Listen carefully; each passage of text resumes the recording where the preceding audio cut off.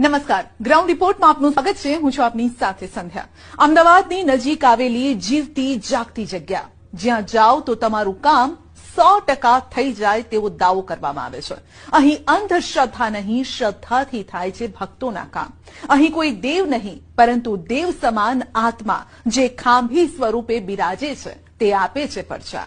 તો ચાલો આજે આપને લઈ જઈએ સુરાપુરા ધામ.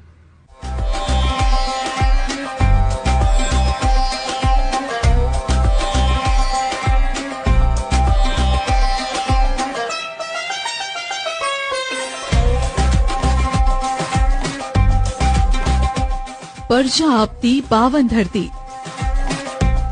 ભગવાનની મૂર્તિ નહીં, શૂરવીરની ખાંભી આપે છે આશીર્વાદ.